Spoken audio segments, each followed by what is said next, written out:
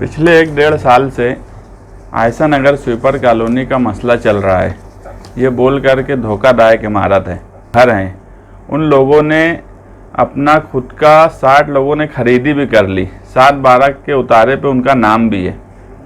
उसके बाद भी कारपोरेशन आए दिन वहाँ कोई ना कोई ऐसी हरकत करते रहती है जिससे उन लोगों को परेशानी हो। धोखादायक इमारत के फेवर में हम कतई नहीं है, ना हम ये चाहते हैं कि धोखादायक इमारत में कोई ऐसा हादसा हो जाए कि किसी का जानी माली नुकसान हो। मगर अगर धोखादायक इमारत का कुछ हुआ तो उसका जिम्मेदार कारपोरेशन और इक़्तिदार में बैठे हुए लोग जो हैं, जो बिला वजह उसकी परमिशन नहीं दे रहे हैं, वो लोगों को माना जाएगा।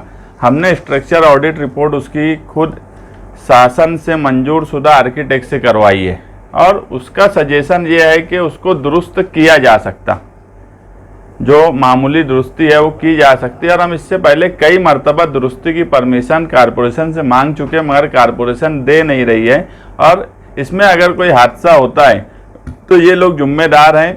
दूसरी बात ये कि इनकी नीयत सही अगर होती, एक बात बताओ, मेरी खुद की मिल्कियत अगर वहाँ 60 लोगों का खुद का 7/12 का उतारा है, इसका मतलब है कि वो उनकी खुद की मिल्कियत हो गई। 50 लोगों ने वहाँ पे पैसा भर दिया है जिसको कारपोरेशन ने अभी तक खरीदी नहीं दी है, वो प्रोसीजर में। मेरी मिल्कियत कारपोरेशन बीओटी पे कैसे दे सकती? मगर उस जगह को अभी 2020 में 90 महीने में कारपोरेशन ने उसको बीओटी पे मंजूर किया। इसलिए ये दो अलग अलग चीज़ है। धोखादायक इमारत बोल के जो तोड़ने की कोशिश की जा रही है, उस पर कब्जा कर लेना चाहते। मैं हमेशा बोलता हूँ कि इक़्तिदार में बैठे हुए लोगों की नीयत किसी मामले में सही होती ही नहीं। जहाँ ठेकेदारी की बात आती है वहाँ दिमाग तो उनका चैंपियन जैसा चलने लगता, ऐसा किसी का नहीं चलता। यहाँ पे बराबर उनका दिमाग चल रहा है कि धोखादायक है। अरे जब धोखादायक है तो उसकी परमिशन दे दो दुरुस्ती की। अगर ये लोग दुरुस्ती नहीं करें, आज भी इन्होंने कमिश्नर को लिख के दिया है कि यार 60 दिन में हम दुरुस्ती कर देंगे, हमको परमिशन दे दो। अगर इनकी नीयत सही है, ये चाहते कि किसी का जानी मानी नुकसान ना हो, तो फौरन 2 दिन में दुरुस्ती की परमिशन दे देना चाहिए। और अगर उसके बाद भी ये लोग नहीं किए तो उसके बाद जो कानूनी कार्रवाई है, जो कार्रवाई कारपोरेशन के कानून में बैठती है वो करें। हम खुद भी उसके इन लोगों के साथ उस वक्त नहीं रहेंगे, क्योंकि हम नहीं चाहते कि कोई जानी माली नुकसान हो।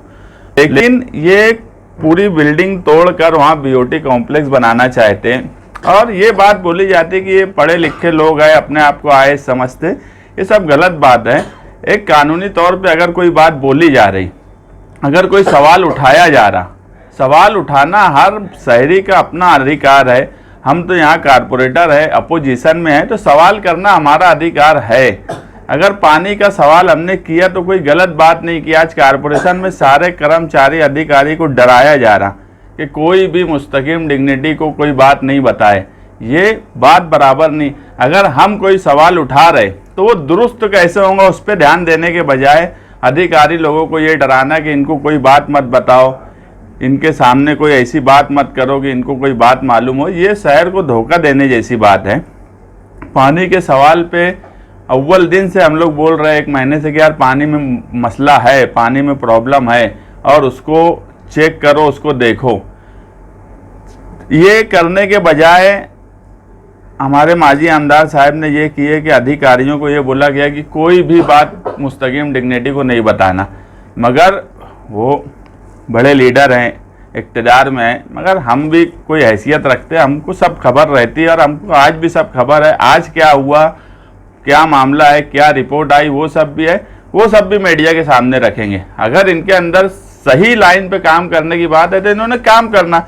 जैसे आयशा नगर स्वीपर कॉलोनी का परमिशन दे देना, पानी का अगर मसला है तो उसको कैसे दुरुस्त होगा, ये तनकीद करना, कि सवाल उठाने वालों पे तनकीद करना, ये बात दुरुस्त हम नहीं मानते।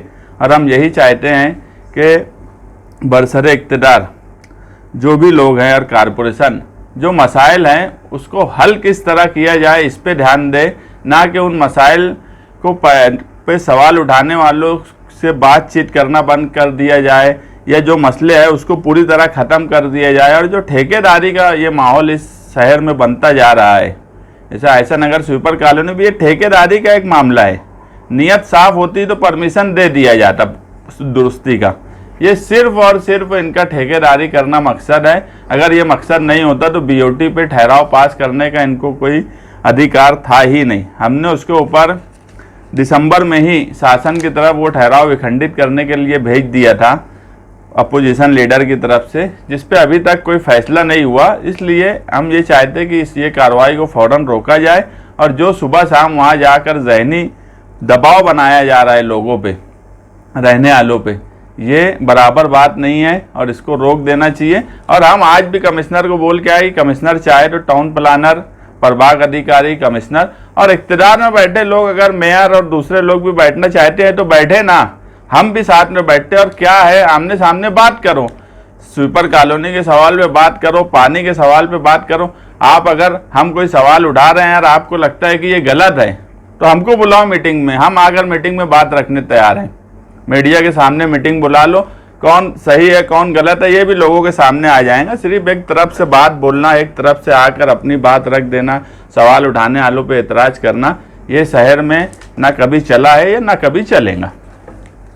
राजधानी हो